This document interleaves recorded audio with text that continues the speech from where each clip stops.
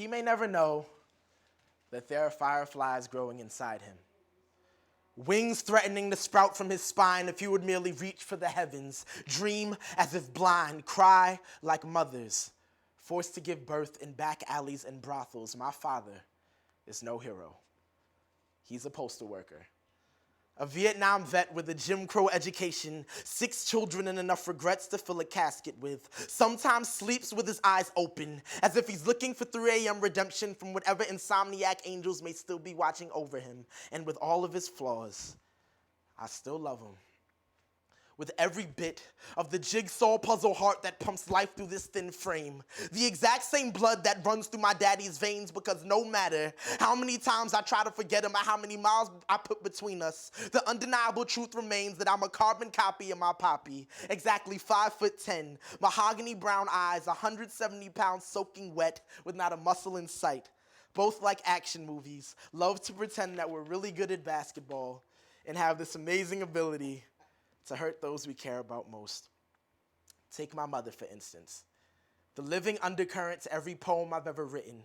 The woman who gave me life and the person my dad and I owe the biggest apology to for our unwillingness to be vulnerable. So Mom, I'm sorry for being so ungrateful, for not being satisfied with the fact that most times it was you in the audience and watching from the sidelines. But if growing up as a black man in America has taught me anything, it is that there is nothing more dangerous than telling another man that you care about him. So at this moment, right now, I'm choosing to murder the monster that hides inside me. The one that keeps me from crying when I need to and telling my little brother, I love you, Dad. No matter what this world may say, you are an inspiration. A poetic painter on par with Pollock turned being a mailman into a metaphor. Because for as long as I can remember, for 10 hours a day, every single week, he would sling a 100-pound sack of mail over his shoulders, carry the hopes and dreams of the masses on his back like a 50-year-old Atlas with an Alabama accent. And though we may not know it, there's not much difference between the work he does every night and the way I write poems. See, my hands turn into carrier pigeons when I pick up a pen, allowing my words to rocket through the air like I was on a first-name basis with the wind.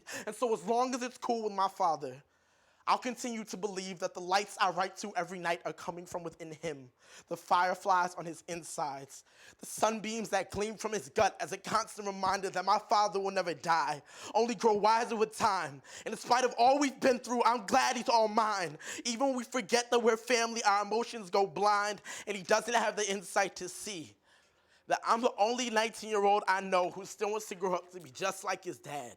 That I'm fully aware that no one else could possibly bear the weight of my earth-sized insecurities the way that he can, and even when no one else gets him, his second youngest son understands that life ain't easy. When you come home from war with a purple heart fastened to your chest and a shattered one inside it. When your parents die and you're too young to understand. When you grow up fearing for your life and the Ku Klux Klan burns down your high school at 18.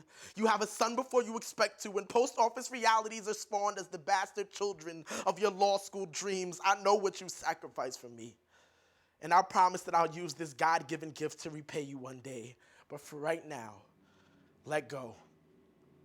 No one's watching. It's okay to be broken sometimes.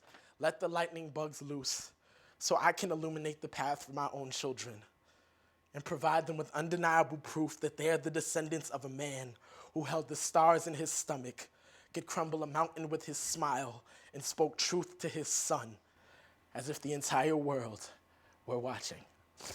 Oh my goodness, Joshua. Wow.